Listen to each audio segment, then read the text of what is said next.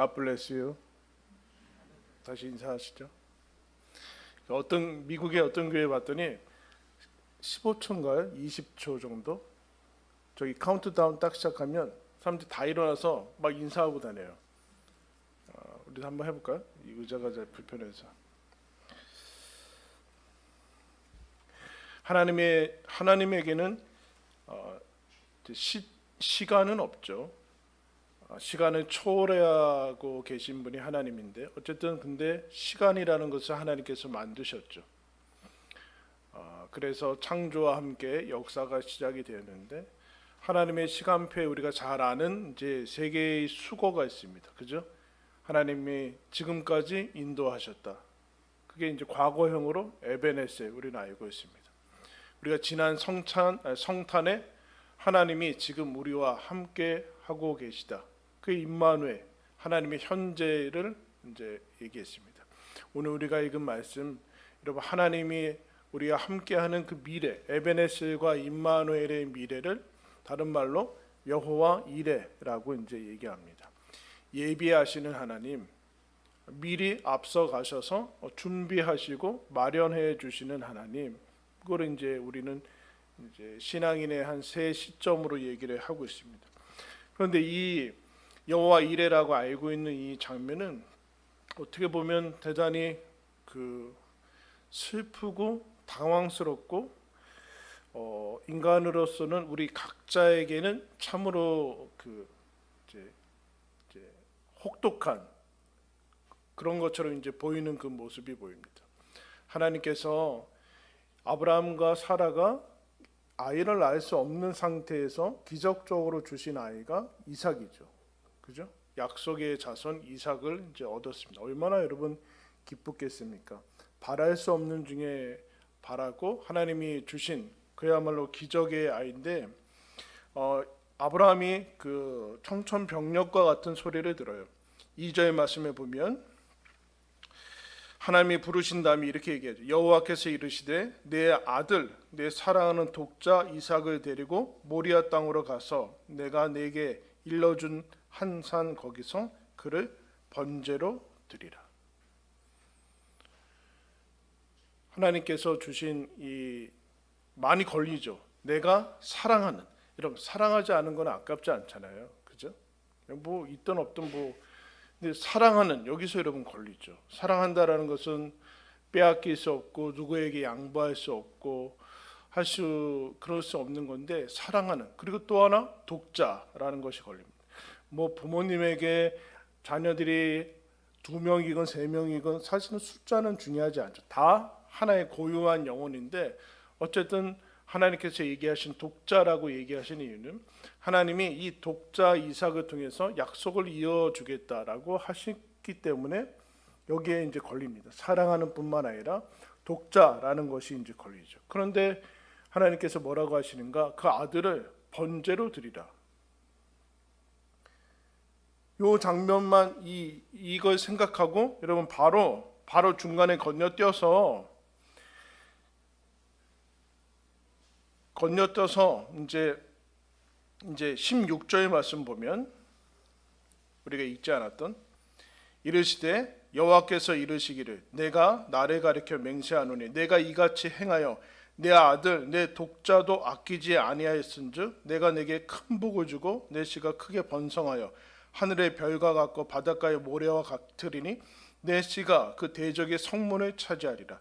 또 내 씨로 말미암아 천하 만민이 복을 받으리니 이는 내가 나의 말을 준행하였음이라.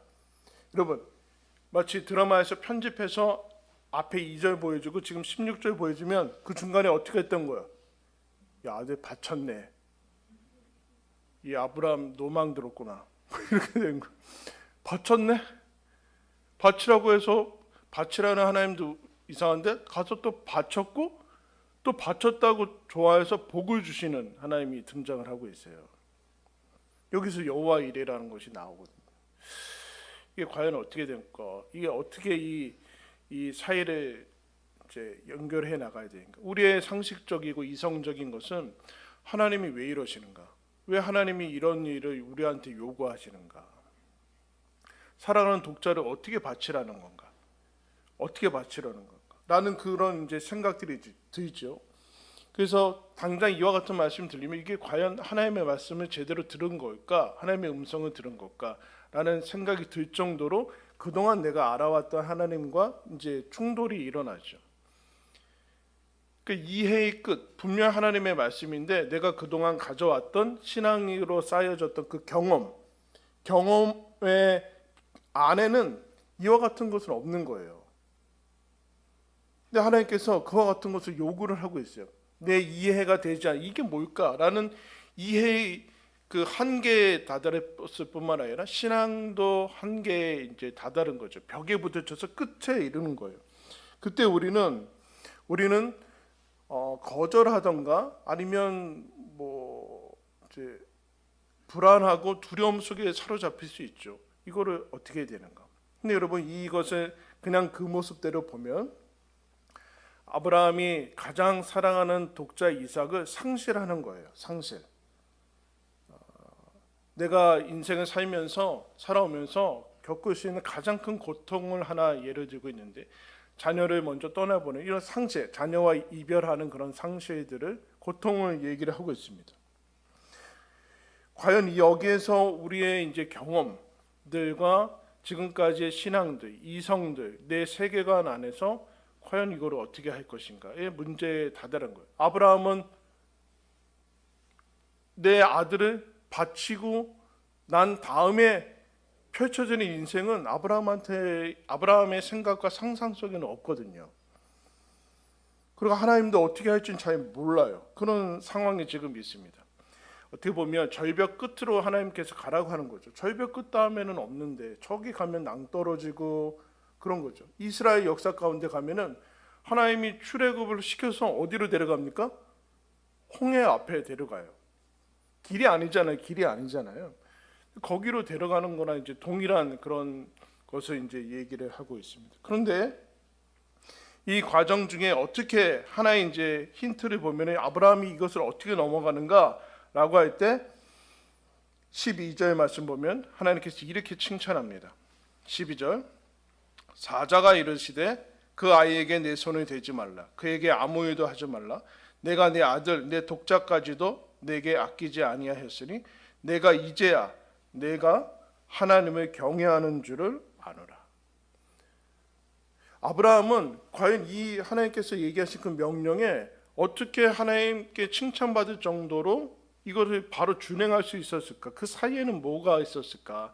아브라함은 도대체 자기가 가지고 있는 그 어떤 인생의 생각들 그런 것들이 다 거기 다음에는 없는데 어떻게 걸어갈 수 있을까라는 것을 얘기할 때 하나님께서 뭐라고 하시는가?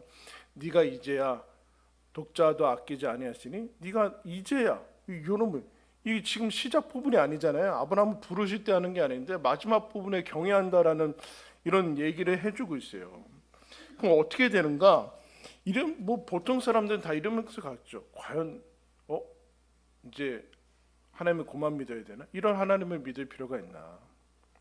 근데 아브라함은 생각을 해야 되는 거죠. 아주 쉬운 생각은 무엇인가? 이삭을 준 분이 하나님이다 라는 생각을 해야 되는 거죠. 원래 나한테서 있었던 것이 아니라 내가 만들어낸 것이 아니라 내가 지금 모든 누리고 있고 하는 모든 그것이 아픔을 주건 뭐 즐거움을 주건 간에 그 모든 것은 나로부터 말미암지 않았다. 주신 분이 하나님이다. 출처가 하나님이다. 그 하나님이 달라고 하면 줘야 된다. 근데 이거는 좀 마지 못하고 별로 탐탁치가 여러분 않아요. 어디로 가는가? 라고 할 때 아브라함이 이 명령을 듣고 아침 일찍 일어나서 바로 가죠. 무슨 즐거운 일처럼 바로 가고 군더더기 없이 이삭하고 나무와 불을 가지고 이제 올라갑니다. 이삭이 여러분 뭐라 그러냐면은 이렇게 물어봐요. 8절에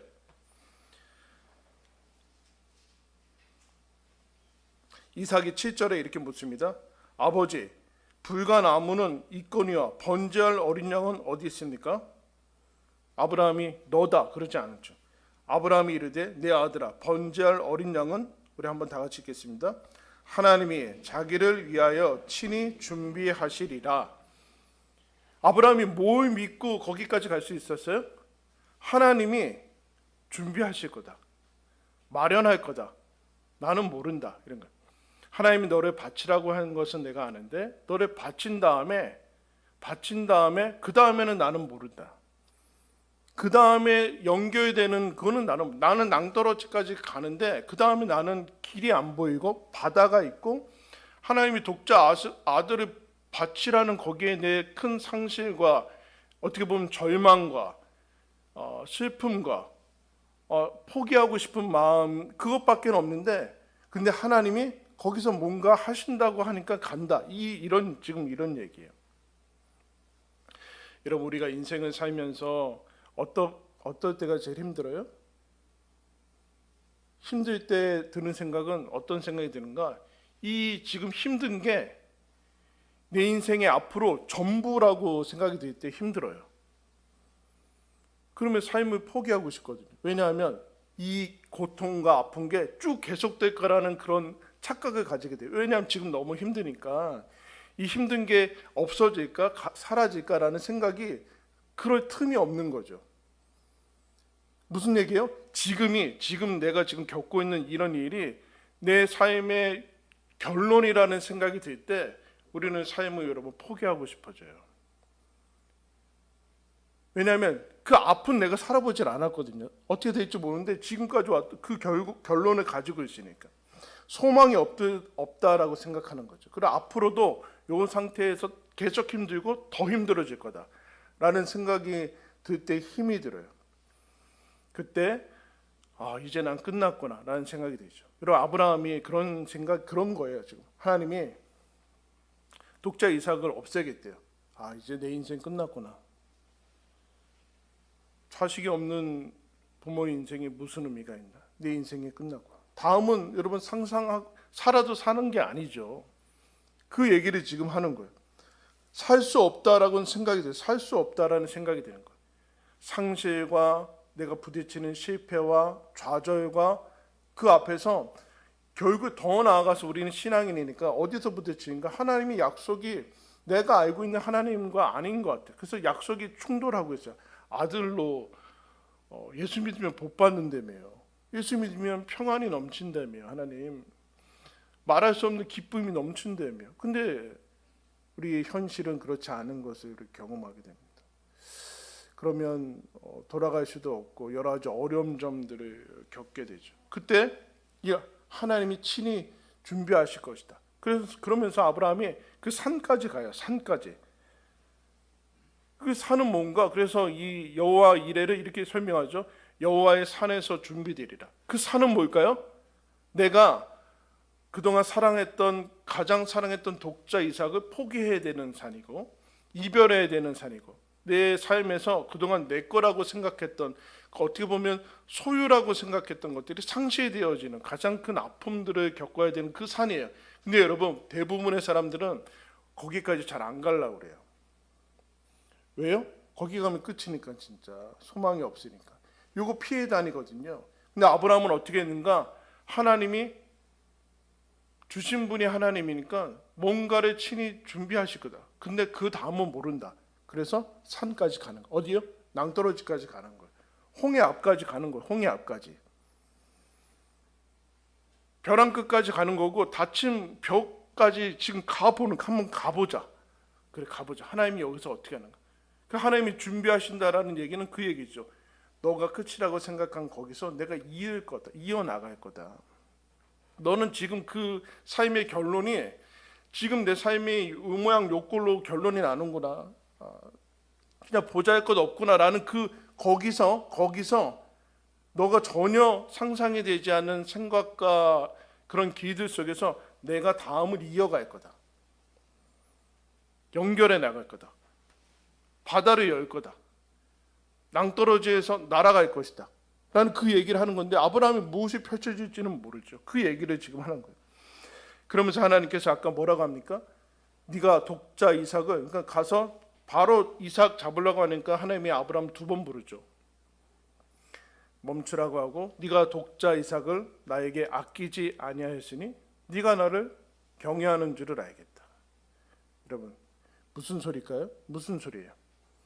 아브라함이 가장 아끼는 이삭을 하나님께 드렸다는 얘기는 뭘까요? 여러분, 사랑이 뭐예요? 사랑이 뭡니까? 그 로마서 8장에 하나님께서 이렇게 얘기를 해요. 자기 아들을 아끼지 아니하시고 우리 모든 사람을 위해 내주시니가 어찌 그 아들과 함께 모든 것을 우리에게 주시지 않겠느냐. 자기 아들을 아끼지 아니하고 우리에게 주신 그 하나님이, 우리는 좀 그렇죠. 하나님께 늘 불만은 그거예요. 하나님 왜 이런 거 안 주십니까? 아들 예수님 주셨잖아요. 다른 거 이게 뭐 힘들다고 이거 안 주십니까? 해달라는 거 왜 안 해주십니까? 뭐 그런 거 아니에요. 근데 하나님께서 뭐라고 하는가? 자기 아들을 아끼지 아니하시고 주신 분이 하나님이다 라고 얘기를 하고 있어요. 근데 아브라함의 모습이 나오겠죠. 아브라함은 네가 네 독자 아들 이삭도 나한테 아끼지 아니했구나. 여러분, 사랑이 뭘까요? 드디어 아브라함이 하나님의 부름을 받고 인생의 이제 이 마지막 완성의 순간에 하나님이 어떤 분인지 아시는 거죠. 하나님이 나한테 아까울 게 없는 분이구나. 하나님을 아는데 하나님이 친히 준비한다는 얘기는, 그 아브라함이 아침 일찍 가서 이삭을 데리고 가는 이유는 하나님은 나에게 아까울 분이 없는 분이다. 그거를 알고서 지금 가는 거예요. 하나님이 독자 예수님을 우리들한테 보내주시죠. 그러니까 여러분, 사랑은 뭡니까? 아까울 것이 없는 게 사랑 아니에요. 아까울 것이 없는 상태가 되는 게 사랑인 거예요.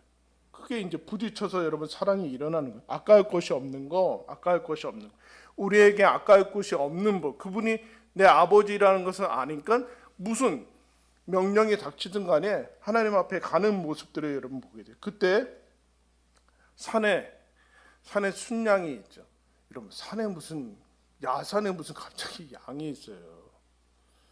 대신 번제를 해서 하나님께서 마련을 해주신 것을 여러분 얘기를 드리고 있습니다. 이 얘기를 하는 거죠. 하나님, 저는 여기가 그 다음이 펼쳐질 거라는 기대를 못 하겠습니다. 하나님이 몰고 가신 그 상황은 독자 이삭까지 버리라는 것 아닙니까? 하나님, 그 다음은 잘 모르겠습니다. 좋다, 와라. 그 다음은 내가 펼칠 거다. 독자 이삭을 나한테 좋다. 내가 다시 살릴 거다.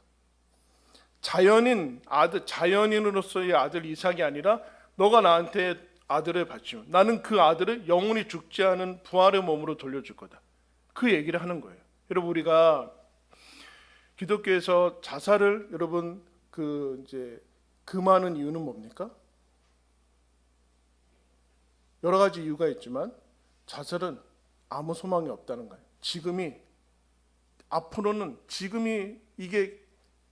지금보다 앞으로는 더 소망이 없을 거고 차라리 지금 끝내는 게 낫다. 그런 건데 하나님은 뭐라고 하는 거예요? 아니다.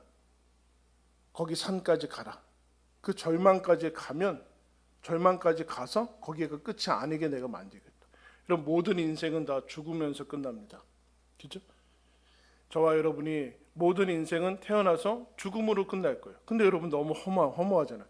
예수 믿은 삶의 결론이 죽음인가? 근데 하나님께서 뭐라고 그러세요? 와라, 괜찮다. 여러분, 죽음이 멋있는 게 어디 있어요? 다 노쇠하던가 질병에 걸리던가 아니면 사고 사던가 막 다 그런 거 아니에요.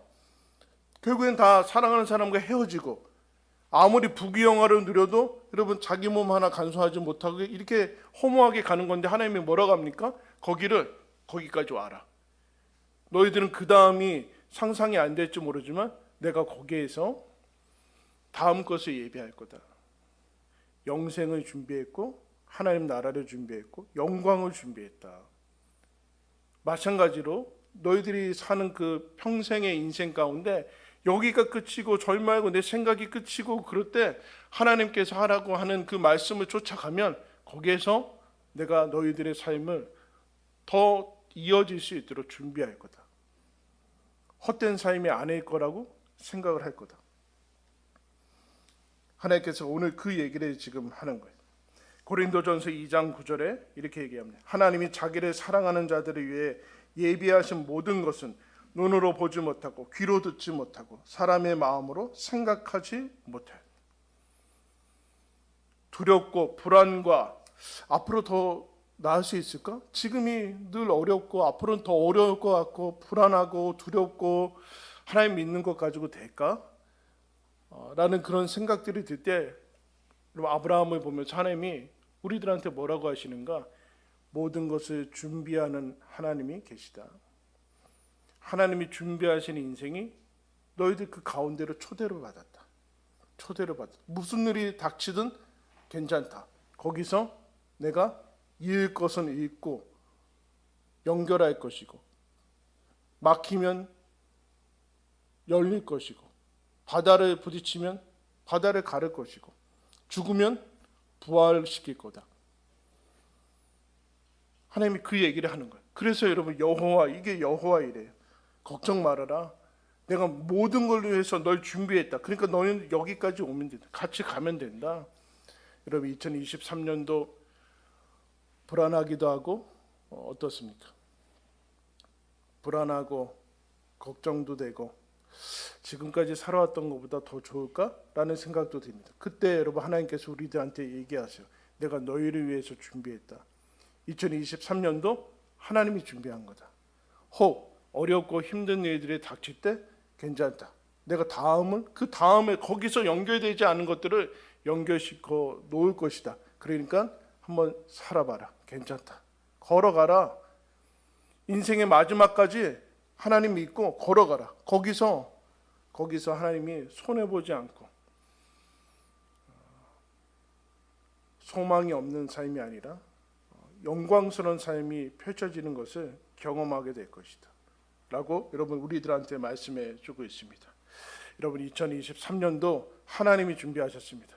하나님을 기대하고 나를 위해서 준비하시고 마련하시고 미리 예비하신 그 삶을 여러분 기대하며 어떤 일이 닥치든 간에 하나님께서 거기에서 나에게 가장 선하고 좋은 것을 주시는 내 하나님이다 라는 사실을 다시 굳게 믿으며 우리 힘차게 2023년도를 또 출발해서 걸어가는 우리 모두가 되기를 예수님의 이름으로 축원합니다.